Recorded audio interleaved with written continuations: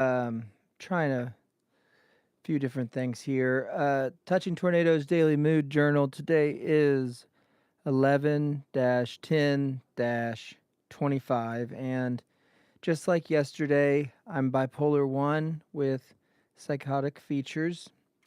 And I'm on medication for that. And I do this mood journal on a daily basis um, to help myself, one, like ground myself in the reality that I am living with a disorder that takes attention. I mean, it takes every day to monitor it, at least for me and my recovery. And then also that um, I feel like sharing this and sharing how I do my daily mood journal could be helpful for others who are looking to do it, looking to do a mood journal practice or are themselves bipolar and need somebody to just hear so they know that they're not alone. You know, one of the biggest things that's helpful to me is to find other stories of other people who have went through psychosis or lived through a mania and make sure that they understand that. I guess when I like it is because it's like I don't feel so alone. So I think that that's the same thing for others who are watching. I hope. But so we got a show today that starts with the gratitude check-in. We'll go into the mood journal. We'll go into the main topic today, which is I had another interview for a peer support role. Um, and then we'll end with our affirmations. So, what am I grateful for today?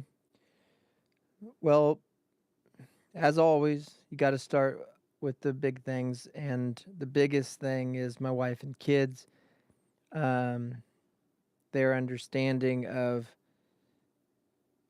this process or their acceptance of the process because they have, they don't have to, but I'm grateful that they decided to go on this journey with me because it's not when you're married and you have a episode and it throws everyone for a loop, it is just as much a new journey for them as it is for the person who's bipolar.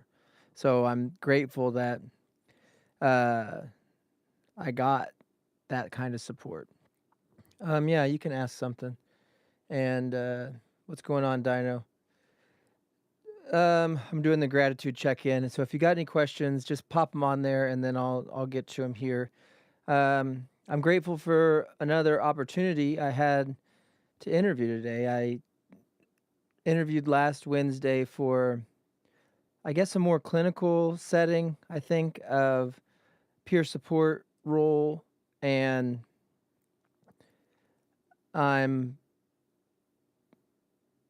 hoping that, and the one that I interviewed for today is more of a community, it seems more community based, and it seems more like a um, built from the ground up advocacy group and center. So I'm from Kansas. Uh, so I'm excited that I got the chance to interview, and we'll talk about that. I'm just grateful for the fact that I got to interview. Um, I'm grateful for it is odd to feel like, am I ready to be interviewing for? No, I don't know any Hindi. Um, sorry. It feels odd to be going for an interview so recent off of my last episode, and although I feel good, I feel stable, I feel like this whole process when I was out of my last manic episode, it was like it all clicked a lot quicker, because after the second one, I'd already accepted that I had the disorder, but I don't know how much of that, like, I accepted. I don't know how much my body accepted of it or whatever it was that was. But once I finally broke out of the non-reality I was living in during my last episode and into this one, it was like it all clicked into, okay, this is something I have to manage on a daily basis, do all these different things to keep myself getting better. Um, there's going to be and I already knew there would be good days and bad days, and I already knew because I'd been on the path already. So it wasn't totally new. So, but it is still strange, and I brought it up or I thought about it today where the way your memory works with these episodes, um, it's like even the first episode, which happened a couple years ago, feels just as fresh. The things I remember of it, just as fresh as the ones that happened, a few months ago. And so the separation of what's going on in my brain, once you're back to stable, once you're back to reality, you just have to be on that recovery path every day. There's no time limit. It's not like after 1 year you're better. I don't think, because it's such a maybe after a few years, if you were like in remission, sometimes they'll call it, if you're in remission for a few years, you'd be less likely to have another episode, people could say, but I don't think that's what it is. Um, I think it's more like you're either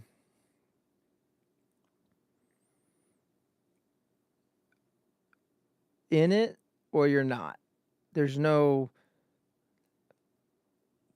touching your toes into a manic episode and then pull them back out. And there's no time limit. So all you can do is practice daily, whether you just got out of your episode yesterday or you've been out of it for 6 years. I think you still have to practice daily is some stuff to keep you on the wellness path. And wellness might just be surviving. It may not be, you know, it may not be more than just that for that day. So I'm grateful for the growth that I've had since my last episode and since my first episode. I'm grateful for the chance possibly to do something good in my community, and help people who also are struggling and use what I've been through to help them work through. Um, Good night, brother. What's up, Russia? Um, Thank you guys for commenting.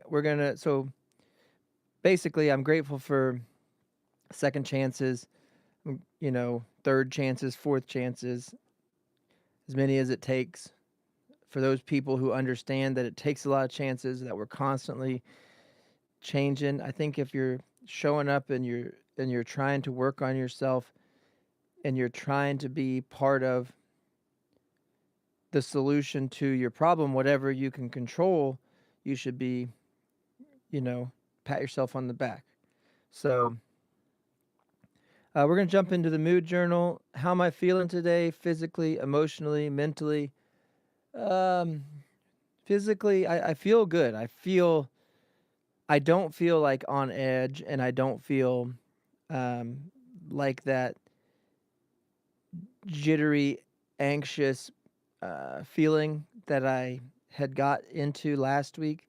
I didn't sleep as well as I'd like, and sleep is very important for those of us who are bipolar, and my sleep schedule was a little bit off, but I'm working on that with my wife. In trying to get a more consistent wake up time. And I'm hoping that even though the winter we have less, at least where I'm at, less warmer weather and shorter days, I can get up earlier and maybe do some stuff before people are getting up in my house. So, but I didn't do that today. I got up with everyone like as normal, and after the kids went to school, I went and did my exercise. I always I try to run every day. That's the exercise I choose. Um, every one of your doctors is, if you're going through anything, but exercise is pretty important to your mental health. And so I think just picking anything, whether it's walking or jogging or running or, um, weightlifting, basketball, whatever it is that you decide, if you do those on a daily basis, they make just as much of an impact. Now, some days I go out for a run and I can only walk, but that wasn't the case today. I was good today. I ran my goal and got through that and felt good after. Um, I was nervous a bit. The interview wasn't what I was expecting it to be. So I showed up, but I'll just talk about my emotions around it. I had some nerves, as everyone would, going into a job interview, especially because it's something that, other than the experience I have of being bipolar, there's I don't have any experience in the mental health field. And so I'm looking for someone to take a chance on me, just as much as I'm taking a chance on doing it. So maybe that's, too extreme. Probably is. It's just a job, but it is, to me, I don't know, I take it kind of seriously. Um, how did I prepare myself mentally before the interview? Well, I made sure to get my exercise done prior to going to the interview. So I had that out of the way and out of my system, and didn't have that on my mind, because if I don't do any of my physical exercise, it will build up in me like all day. Like I'll be thinking about like a cloud over my head. Um, so I'm glad I got that out of the way before I went. I feel good about it. Um, I think that it went well. So I feel less nervous about it. I got to meet quite a few different people, all with the same focus and goal, which is to help people. And I think I was able to show them that I too have that as my goal. So, did I notice any bipolar specific things today, like racing thoughts, over focus, or low energy afterward? Um, I probably talked too much. I sometimes, I'm really quite shy and don't want to share most of the time unless the context provide, like, if I know what the structure is of what I'm supposed to be sharing about, I have no problem sharing to a group of people, sharing to one person, if the but when it's I feel uneasy is when it's like I'm not supposed to be talking in that situation, and then somebody turns to me. You know what I mean? Like if somebody else is clearly in charge of a conversation and I have nothing to add, I don't have a problem being quiet and letting it get led by that person. But on the flip side of that coin is, if somebody looks to me and is like, "Hey, what do you know about this?" And if I know a lot about it, I'll just keep going. So sometimes or because of my disorder, I'm sure I definitely replay it over and over again in my mind after, but um, I think it went fine. I did feel a little bit of a energy dump afterwards, basically, where I was, because I don't know if they're going to offer me the job or not. So we'll see. Um, there's a quote in here that it's interesting how interviews can stir up both pride and fear. Pride in how far I've come and fear of whether I'm ready. But maybe being real about both is what makes me a good peer supporter. Yeah, well, that's true. Um, so that's the mood journal. If I had to rate it, I'd say I'm a 5 today. I'm always aiming for a 5. I think I got that. I don't feel too low. I still feel like I have, you know, some energy. I don't feel depressed about it at all.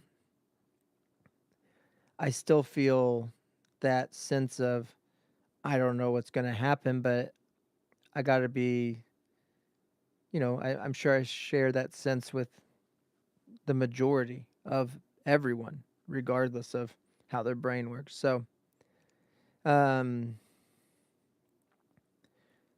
so basically, the interview was for this community-based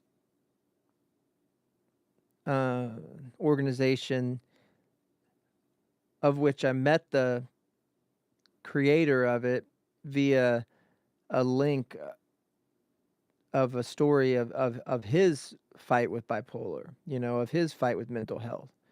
My mom had sent me a link on this guy, and I read it, and I reached out to him, and he got back with me, and I've met him one time prior to this, and because it's just now getting off the ground what they're building, I think that's why it's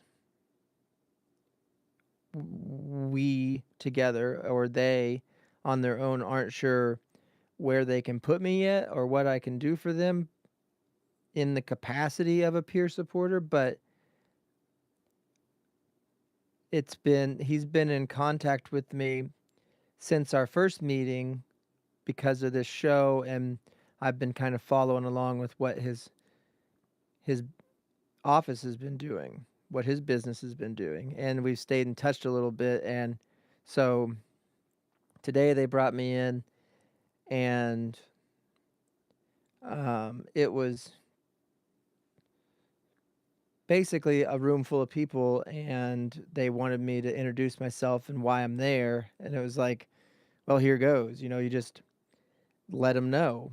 And that's scary because you're applying for a job and you're wanting to make a good impression, but the impression that you also have to show is that the reason you'd be good for this job is because you've at one point lost your mind. You know, it's the experience I've had of losing my mind, and it's the experience of psychosis and the extremes of mania, and coming back from it so far is why is why I would be a good peer supporter. So in one way, it's, I'm really grateful that I got to interview for the job, but in another way, it's like I have to tell my story. I got to be open and vulnerable with the one thing that was like the worst thing that happened, um, losing my mind and losing touch with reality is a haunting experience.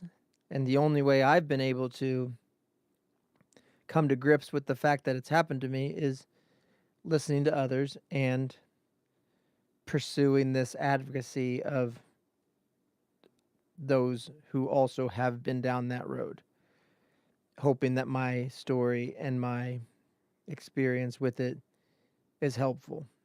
And there's been a lot of people who have commented on here, and that I've heard that seem to enjoy the fact that I come on here and it does help them. So I'm going to keep doing it. I have to keep doing it.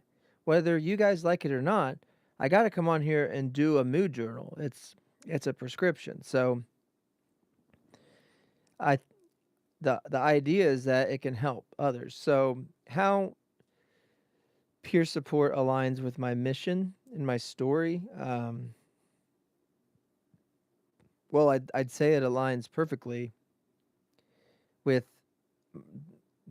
the mission of wanting to turn something that was horrible in my life and in my family's life, and this thing that was frightening and scary and still is, if you don't check in on it every day and monitor yourself every day, and it still is scary and haunting. But if I can take that experience and mix it with a new purpose, a new journey, and help others who maybe didn't have the support system that I have, then I think it works well. I've been doing, I don't know. Sometimes I think I was made, sometimes I think I was made for it. Sometimes I think that I've always been drawn to that, like helping those particularly who seem to be, people will call them disenfranchised or something like that. But I guess one of the nicest things is that it finally felt that when I go into an interview, I'm just laying it out there exactly how I am. Like, listen, I'm here for this peer support role, and the reason that I'm good at it is because of I've had 3 manic breaks, and since having them,